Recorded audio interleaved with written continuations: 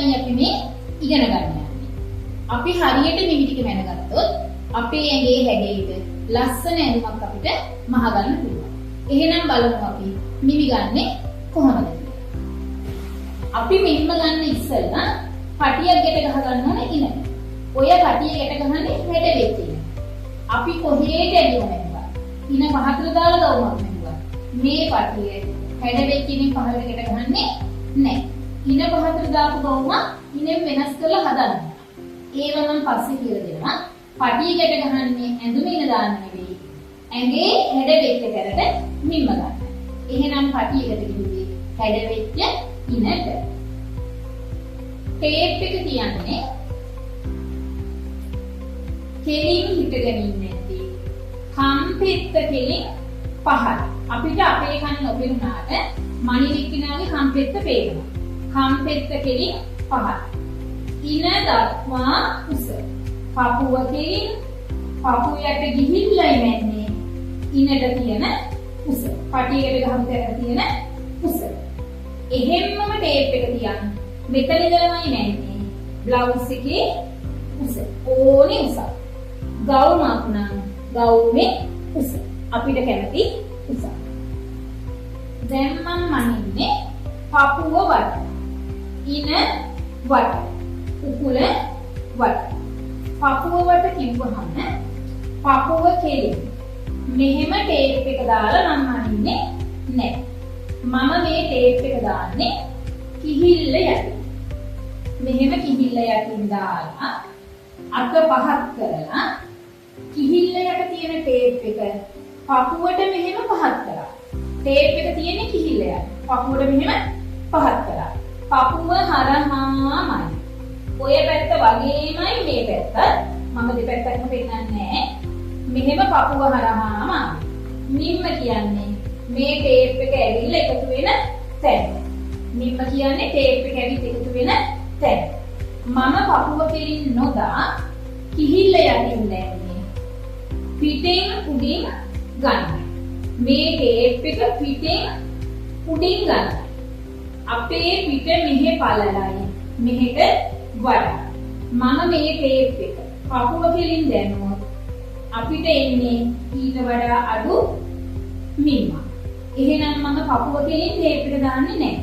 පිටෙන් උඩින් ගන්න තමයි කිහිල්ල යටින් ටේප් එක දැම්ම. පපුව වට. ඔන්න කිහිල්ල යටින් දැම්ම. අත පහත් කරා. පපුවට ඇල කරා. පපුව හරහාමයි. පපුව වට. ඉන වට. දැන් මම පටියකට ගහගෙන තියෙන්නේ හැඩ වෙච්ච ඉනට. ඉන වට. මම කොයි වෙලේවත් මේ මිම්ම හිර කරන්නේ නැහැ. ලොකු කරන්නේ නැහැ. හැම වෙලේම ඇඟිල්ලෙන්ගේ ගැට. ඉන වට. උකුල වට. පිටිපස්සෙන් උසම හරියෙන් දැම්මා. පිටිපස්සෙන් උස් වෙච්ච හරියෙන් දාන්න. ළඟට ගෙනාව අතේට. මම මේ ටේප් එක හිර කරේ නෑ, ලොකු කරේ නෑ. හැම වෙලේම මගේ ඇඟිල්ලෙන්ගේ ගැට. පපුව වට, ඉන වට, උකුල වට. දැන් මම මනින්නේ කර වට. හැමෝගෙම බෙල්ලේ මෙතන තියෙන පුංචි වලක්. මහතෙන්ගේ වලක් පේන්නේ නැහැ. නොපෙනුන මෙහෙම වලක් තියෙනවා කියලා හිතලා මේ හරියට ගන්න. කර වට. කර වටෙන් දැම්ම ටේප් එක. මෙහෙම වලක් නොපෙනුනා. බෙල්ලේ හේතු කරන්න එපා වෙන. මෙහෙම. වී හැඩයට වගේ අල්ලන්න. වල ළඟින් පහළ. කර වට. ඕකෙන් හදන්නේ මූලික කර. ඔය කර වටෙන් හදන්නේ මෙහෙම බෙල්ලේ හැඩේ. මූලික කර. අපි උතරට කර දාලා හැම වෙලේම අඳින්නේ නැහැ. කර කපන. කර ගැඹුර. එතන ඉඳන් නැන්නා කර කපන්න කරේ ගැඹුර. අපිට කැමති ගැඹුර. කර ගැඹුර. ඊළඟට මම මනින්නේ අතේ. අත මෙහෙම කරා. මෙහෙම දැම්මා. හේතු කරා. ඔය මැන්නේ අත් කට. මේ මැන්නේ අත් කට. අපේ අත එන්නේ ඉන්න හීන. මට අත් කුඩේ. මම මේ ටේප් එක මෙහෙමම පහත් කරන්නේ. මේ හරියට වඩා මේ හරිය මහතයි. මෙහෙම පොඩ්ඩක් ඉස්සලා වැන්නියා ගොබේ. කෙලින්ම වෙනත් එක කඩ. මෙහෙම පහක්ම කරේ නෑ. මෙහෙම වැන්නියා ගොබේ. අත්කට වැන්නම මම තැන දානවා. එතන ඉඳලා තමයි අපේ දිග. අපිට ඕන දිග. කැමති ප්‍රමාණයට ගන්න පුළුවන් අපේ දිග. දිග ළඟින් අත ඉවරයි. අත අග. අත අග.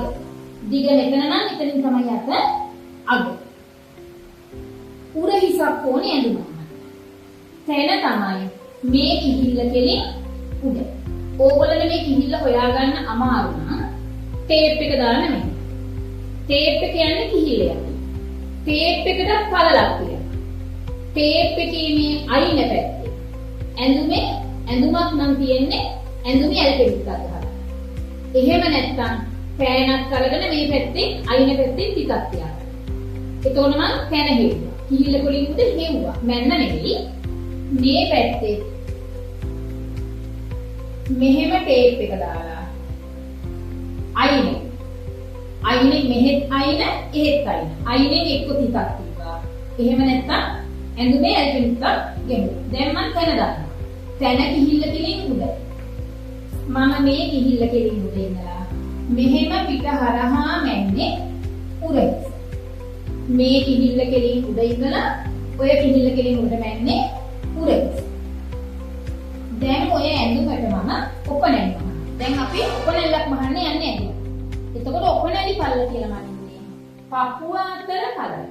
මේ පැත්තේ පපුවේ උස තැන. මේ පැත්තේ පපුවේ උස තැන. ඕක තමයි ඔපනැලි පල්ල. මේ පැත්තේ පපුවේ උස තැන ඉඳලා මේ පැත්තේ පපුවේ උස තැන. ඔපනැලි උස.